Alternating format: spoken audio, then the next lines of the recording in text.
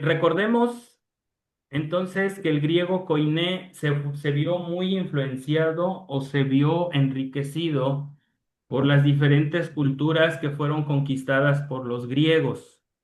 Eh, Esto también se ve reflejado en la cuestión del griego koiné que se utiliza en el Nuevo Testamento, en el cual podemos encontrar influencia de otras lenguas como los latinismos. En la Biblia, en el Nuevo Testamento, encontramos latinismos, que son palabras tomadas directamente del latín, transliteradas al griego e incorporadas al lenguaje común de la vida cotidiana de los judíos. Durante el periodo en que se escribió el Nuevo Testamento, bajo la dominación romana, la koiné estuvo expuesta a la influencia del latín, lengua que dejó su marca en ella. No obstante, esta impresión se refiere principalmente al vocabulario y podemos verla en dos formas: los términos transliterados, como quentirión, ¿sí? Que se traduce como centurión, y frases literalmente traspuestas, ¿sí? Que aquí viene una como del griego to hikanon poieye, que significa satisfacere, o sea, viene directamente del latín pasa al griego koiné, pero también es utilizada por los autores del Nuevo Testamento. Las principales palabras que fueron tomadas del latín al griego fueron las relacionadas con la vida militar y las monedas. Por eso podemos encontrar palabras como cuadrante, que ya las podemos encontrar en griego, pero que originalmente fueron tomadas del latín. El cuadrante no es otra cosa más que una moneda. La palabra legión, que viene del latín, pasa al griego y la encontramos utilizada en el Nuevo Testamento. La legión es una unidad de infantería romana compuesta por 6.000 hombres, y podemos encontrar esta expresión o este término en Mateo capítulo 26, versículo 53. La palabra pretorio, que tuvo una evolución desde su etimología, pero en el tiempo de Jesús, la palabra pretorio era el juzgado o la sala eh, donde atendían los jueces romanos.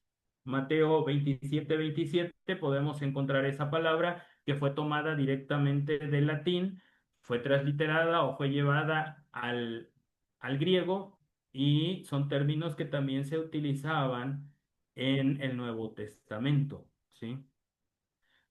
Podemos encontrar pues, otros latinismos, sobre todo los que están relacionados con la vida militar, la palabra centurión, y algunas otras que podemos encontrar en los evangelios.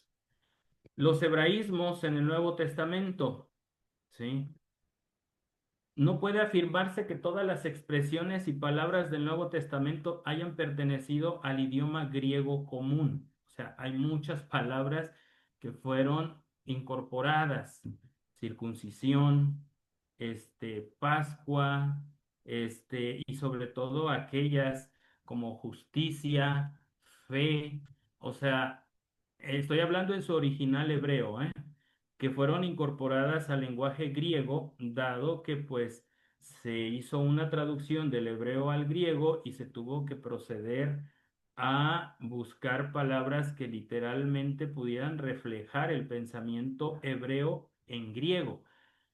Algunas tienen una procedencia claramente hebrea o aramea, y otras son creaciones nuevas que solamente se encuentran en la Biblia.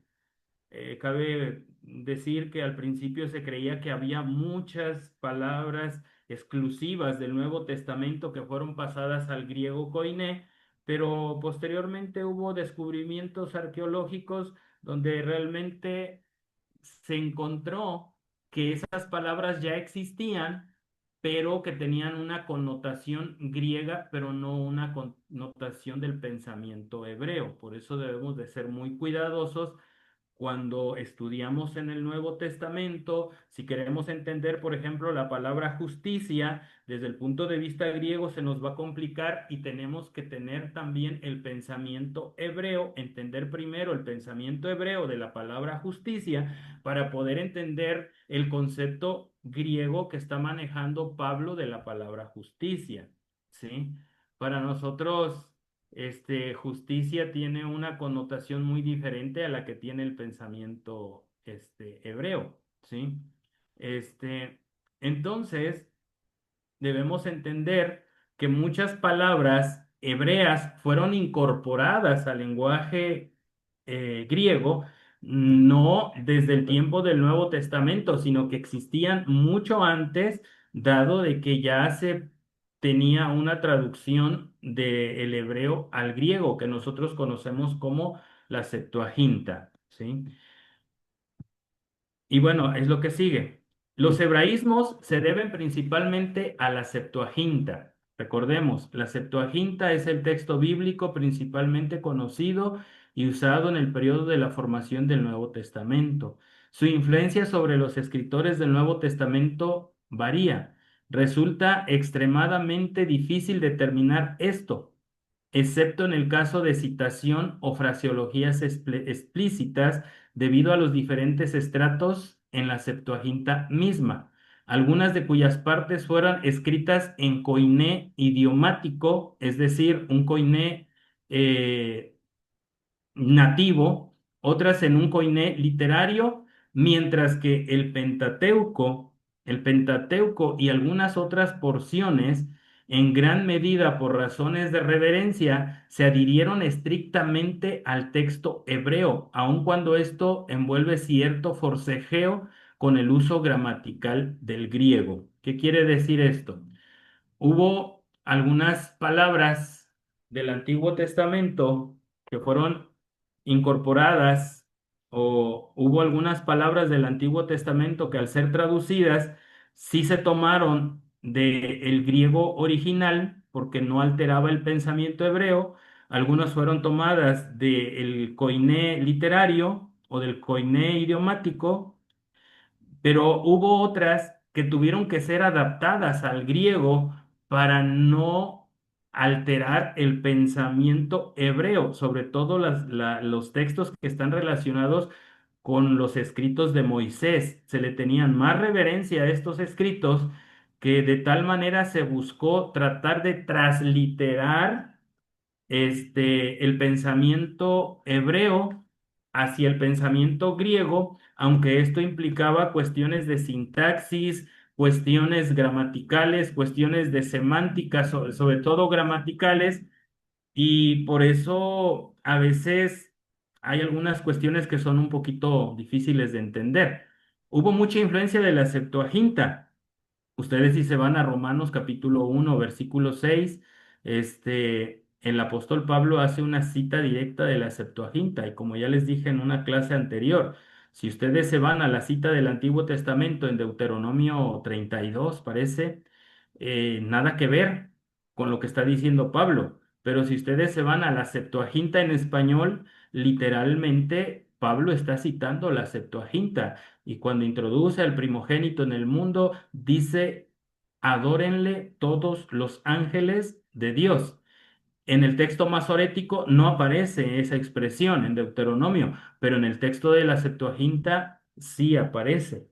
Entonces podemos ver que la Septuaginta influyó mucho en el pensamiento, más bien en la gramática, en la sintaxis, del griego del Nuevo Testamento, pero no en el pensamiento, ¿sí? Los escritores eran judíos, pensaban en arameo, pensaban en hebreo, pero se expresaban en, literariamente se expresaban en griego koiné, ¿sí? Algunas características individuales de los estilos de los escritores del Nuevo Testamento. Los autores del Nuevo Testamento pertenecían a diferentes estratos sociales y habían pasado por diversas clases de instrucción y educación. Esas diferencias del ambiente de donde procedían se reflejan en su lenguaje. Algunos usaban las formas más sencillas del griego familiar, mientras que otros procuraban expresarse en forma literaria, en su estilo y en sus expresiones. Es decir, dependiendo de su formación, se tuvo esa libertad de que ellos escribieran. Pero como les dije al principio, no eran ignorantes, ¿eh? Todo tiene una estructura, y todo tiene un objetivo. Ellos no nada más decían, bueno, pues voy a escribir y a ver qué escribo. Y no le decían, oye, pues escríbete el evangelio, no es que alguien los haya animado, sino que fueron inspirados por el Espíritu Santo los guió, y a final de cuentas, como decíamos, los diferentes tipos de inspiración, pues yo me puedo imaginar a Lucas documentándose, hacía un análisis de los documentos que él obtuvo, de la información documental que él obtuvo, y al final, pues compuso lo que era o lo que conocemos como su evangelio y lo que conocemos como Hechos de los Apóstoles, más como un testigo presencial de lo que está relatando. El griego más sencillo del Nuevo Testamento lo encontramos en el libro de Apocalipsis. O sea, es el griego muy sencillo. En tanto que el más refinado y elegante estilo se aprecia en la epístola a los hebreos. Entonces podemos ver diferencias entre la forma de escribir de Juan y la forma de escribir de Pablo. Ahora, esto es si tuviéramos la capacidad de leer en hebreo, digo, perdón, en griego, este, se notaría mejor. Como les decía, la cuestión de la poesía, lo notaríamos mejor en la poesía hebrea si pudiéramos leer del hebreo. Pero aquí ya al castellano se nos pierden algunas cosas, pero sí se logra ver la diferencia, ya en castellano, de la altura literaria de la epístola a los hebreos y del Apocalipsis. Claro, recordemos que el Apocalipsis tiene una estructura, dependiendo la manera en cómo lo vean. Algunos lo presentan como una estructura de menorá, del candelabro, otros lo presentan de acuerdo a la estructura de la cuestión del santuario. Por lo tanto, si el libro de Apocalipsis tiene una estructura basada en el santuario, es obvio que tiene que estar más relacionado con hebraísmos, con modismos hebreos, con mentalidad hebrea para poder reflejar lo que se deseaba en el libro de Apocalipsis, aceptando que tiene una estructura basada en la cuestión del santuario, y por eso podemos ver a Jesús entre los candelabros, por eso lo podemos ver abriendo una puerta más, por eso lo podemos ver delante del arca, etcétera, etcétera. Algunas otras expresiones, como aquella que tomó el ángel, los carbones del altar, y se escuchó un ruido. Era una expresión muy similar al trabajo del sacerdote cuando tomaba la pala y movía los carbones. Entonces, el pensamiento hebreo en el libro de Apocalipsis y el pensamiento hebreo relacionado con el santuario está muy arraigado en la estructura del Apocalipsis. El Evangelio de Marcos está en el extremo opuesto, o sea, escrito en un lenguaje muy sencillo. Hay quienes critican eso de Marcos, pero Marcos no estaba pensando, voy a escribir en el mejor griego koiné, en un griego koiné más tirándole al ático. Él simplemente se dedicó a escribir para alcanzar un objetivo, ¿no? El autor se preocupó más por el importante contenido de su estudio que por la forma literaria. De todos los autores del Nuevo Testamento, Marcos es el que usa mayor cantidad de palabras extranjeras. Entre estas hay términos semíticos como rabí, que significa maestro, raboni, que significa maestro, Abba, padre, talitakumi, corbán, Satanás, Boanerges, y palabras latinas empleadas como tributo, eh, censos, del latín census, denario, del griego denarion, del latín denarius, centurión, del griego centurión, del latín centurión, y el verbo azotar, del griego flagelo, del latín flagelo, o flagelón, dice, flagelos, perdón, y del latín flagelo, Dice, un amante del griego culto no podría haberse sentido satisfecho con las muchas palabras extranjeras del Evangelio de Marcos, ni con su indudable uso monótono de la conjunción kai, es decir, y. Eso quiere decir que Marcos tenía un pensamiento muy, pero muy, este, hebreo. ¿Recuerdan Génesis 12?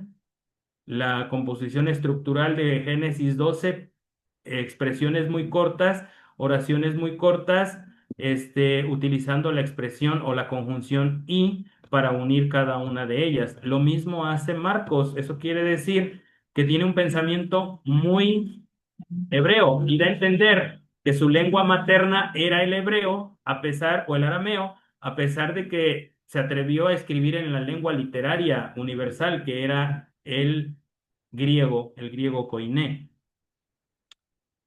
En estos aspectos, los autores de los otros evangelios han proporcionado un texto más fluido. Por ejemplo, Mateo editó krábatos, que significa una camilla o una cama, que es una palabra extranjera de dudoso origen empleada por Marcos, y en su lugar usó la palabra griega klin, que significa cama o camilla. En lugar de para la expresión semítica hijos de los hombres que usa Marcos, Mateo sencillamente habla de hombres al presentar la misma declaración de Jesús.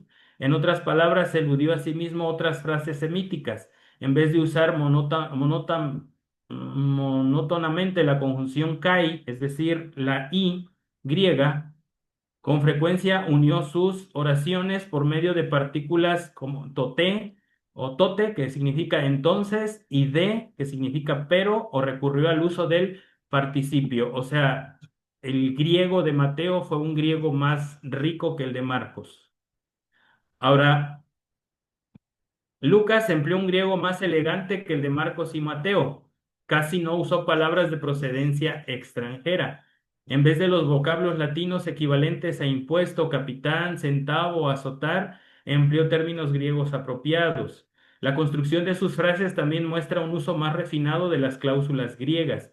Une las oraciones subordinadas con las principales mediante formas participiales o pronombres relativos.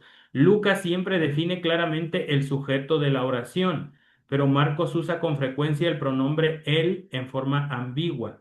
Lucas y Mateo narran ciertos relatos omitidos por Marcos, en donde se advierte el uso de un griego más refinado en el primero que en el segundo. Lucas se expresa mejor en griego en aquellas partes de Hechos donde informa como testigo presencial que en su Evangelio, y en la primera parte de Hechos donde basa su narración en el testimonio escrito u oral de otros.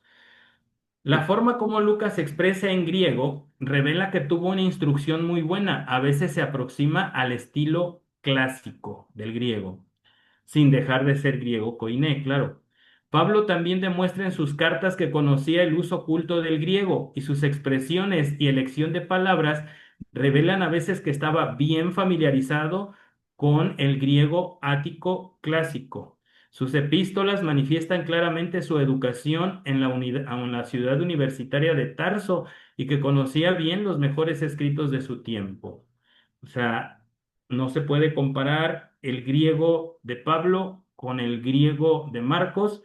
Lucas utiliza un griego más sofisticado, más cercano al estilo clásico, sin dejar de ser koiné, y Pablo lo mismo, hace un uso de un griego más cercano a un ático clásico, sin dejar de ser griego koiné.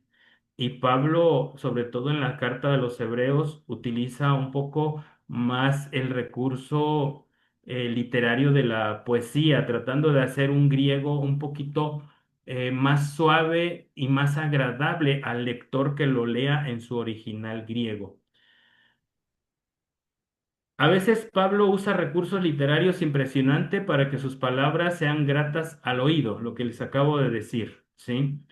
Eh, La belleza literaria del versículo de Romanos 12:13 se pierde en la traducción, pues la Reina Valera, estas tres palabras se han traducido respectivamente, como tener más alto concepto de uno mismo o debe tener y pensar de sí con cordura, es decir, no refleja la intensidad que quiere dar Pablo. En otros pasajes, Pablo también emplea la aliteración, o sea, el uso de palabras de sonido semejante, una especie de rima. En Filipenses capítulo 3 versículos 12 y al 3 hay un juego de palabras donde los términos catatom y peritom revelan la habilidad literaria de Pablo y hallan un eco en la traducción castellana cortamiento y circuncisión. Sin embargo, ninguna traducción puede exhibir adecuadamente el encanto literario de combinaciones como fonos, que se dice, y fonos, que se traduce como envidia y homicidio, y asútnetos o asúntetos como necios y desleales. O sea, no hay unas palabras en castellano que puedan respetar la fuerza que quería imprimirle Pablo en el original griego. Dicho sea de paso, ustedes han escuchado de César Vidal, que es un comentador, es un historiador. Él dice que realmente él se convirtió al cristianismo porque pudo leer la carta a los romanos en el original griego y de esa manera pudo comprender mejor el mensaje que transmitía Pablo. No todos tenemos esa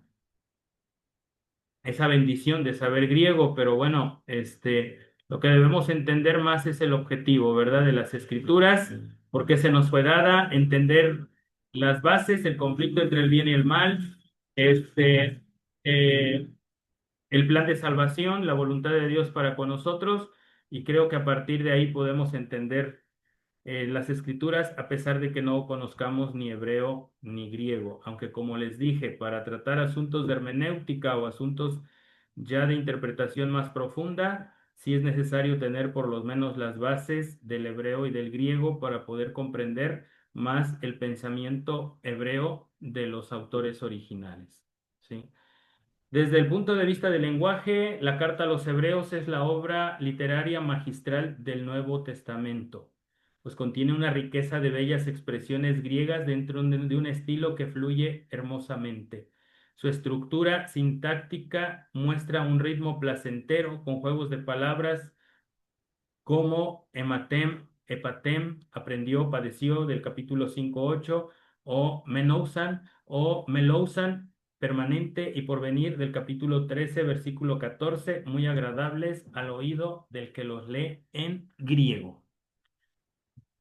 Por lo tanto, podemos concluir que el griego del Nuevo Testamento, si bien muestra un molde pronunciadamente semítico en algunos lugares, sigue siendo esencialmente griego en su gramática, su sintaxis y aún en su estilo. Es decir, a pesar de que fueron escritores de pensamiento arameo, pensaban en arameo, querían transmitir conceptos arameos, hicieron un buen uso del griego de su tiempo y respetando su gramática, su sintaxis y aún el estilo en cierta manera.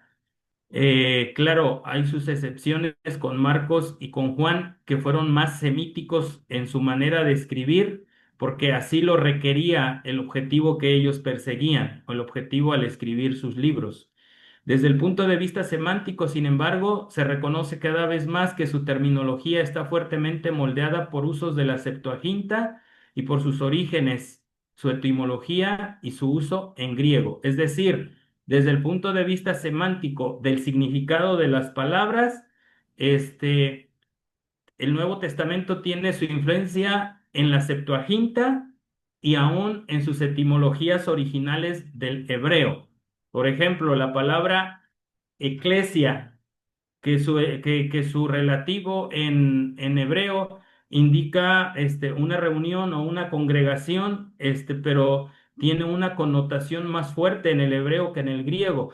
Y en el griego tiene una connotación más de reino que de lo que nosotros ahora entendemos como iglesia, de simplemente juntarnos para adorar. O sea, la palabra eclesía tiene una connotación mucho más fuerte desde el punto de vista de reino. Y cuando estudiamos esa palabra ya en su semántica griega y nos vamos a su semántica hebrea, entonces podemos comprender más la intensidad de esos conceptos y nos hará comprender cosas mayores que nosotros no comprendemos con nuestro pensamiento occidental.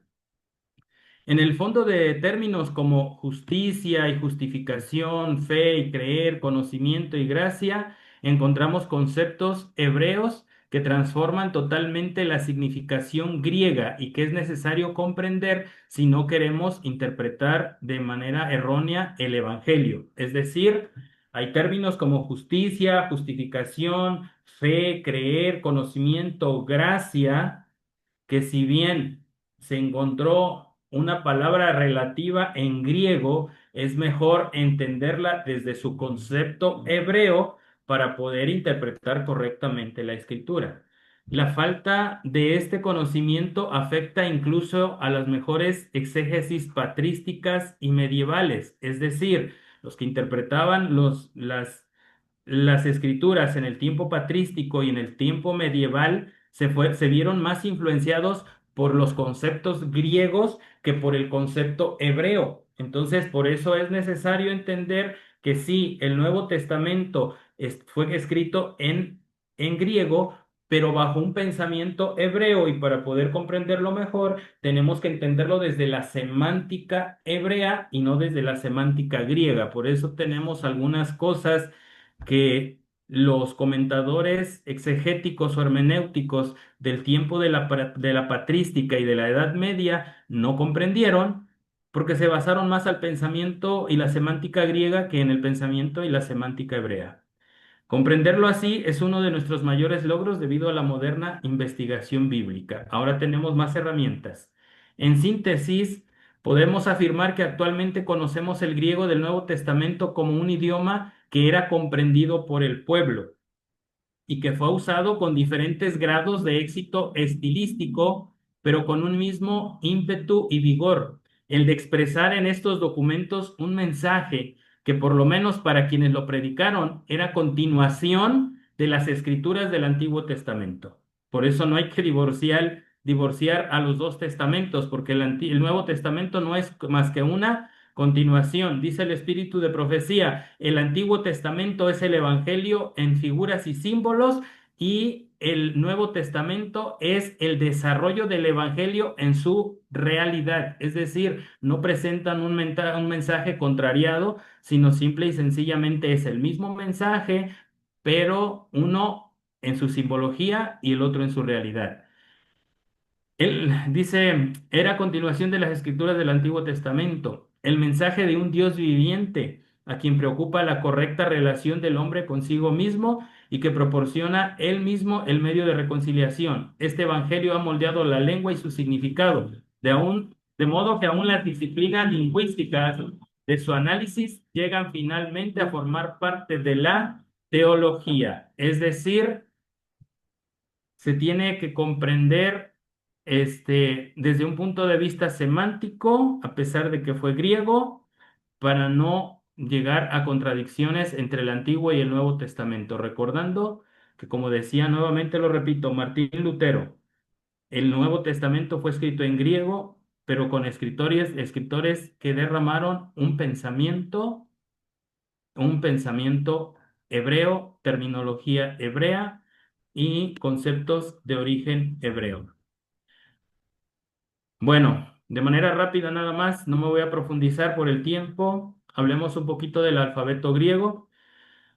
En la semana pasada dijimos que el alfabeto fenicio influyó a los alfabetos, tanto el hebreo como el griego y el que nosotros utilizamos actualmente.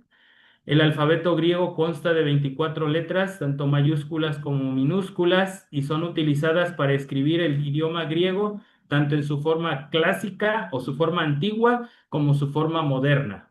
El alfabeto griego moderno es prácticamente el mismo que el griego clásico, con algunas modificaciones en el sonido de ciertas letras. Y bueno, ya después viene este, una expresión de Heródoto en la que él hablaba pues de dónde viene el alfabeto griego. Y aquí está el alfabeto griego, se los dejo para su apunte. Es muy parecido a lo que vimos hace 8 días: Aleph, Bet, Gimel, Dalet, Het, etcétera, etcétera. O sea, es lo mismo, nada más que este ya está adaptado al alfabeto griego. Tiene su mismo origen, el alfabeto fenicio. Y nomás los voy a Les voy a mostrar la tabla. En la primera columna encontramos la letra griega, las letras griegas en mayúsculas, la segunda en minúsculas, el nombre de la letra en griego, el nombre en castellano, su transliteración latina y su pronunciación.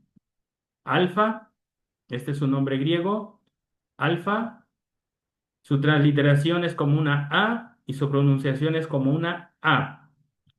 Beta, este, su transcripción es una B, su pronunciación es como una B. Y así prácticamente es la misma dinámica como en el alfabeto hebreo, ¿verdad? Las primeras letras van a determinar el sonido que va a tener al transliterarlo, ¿sí? Ahí ustedes pueden analizar la tabla con calma después cuando les haga llegar el apunte y solamente voy a leer el alfabeto: alfa, beta, gamma, delta, epsilon, zeta, eta, zeta, iota, kappa, lambda, mi, ni, gi, omicron, pi, rho, sigma, tau, ypsilon, Phi, Gi, Psi y Omega. Son las 24 letras griegas que conforman el alfabeto hebreo, perdón, el alfabeto griego. Y en la columna de la derecha, de la extrema derecha, viene la pronunciación. Prácticamente, pues así como se lee, casi casi se va a pronunciar. Es muy fácil transliterarlo, aunque les voy a ser honestos, traté de llevar un curso de hebreo y de griego, pero mis múltiples salidas hacían que no, que perdiera muchas clases y desistí después, pero a mí se me hizo más difícil el griego que el hebreo, ¿sí? En la experiencia que vi, mi hija también tomaba clases, a ella se le hizo más fácil el griego que el hebreo. ¿En qué consistió? No sé, quizá la edad, pero a mí se me hizo más difícil el griego que el hebreo. A mí se me estaba facilitando un poquito más el hebreo, pero bueno, esa es otra historia y no les quiero presumir nada, porque realmente no puedo decir que tuve mucho avance en el curso. Por mis múltiples ocupaciones, no pude tener un curso en forma como yo lo hubiera querido. Lo intenté 2 veces, pero no lo pude. Entonces, esta es la clase, es comentar bibliografía, que quede claro, porque vuelvo a repetir, no me considero un experto en hebreo, en arameo ni en griego. Hasta aquí quedamos con la clase.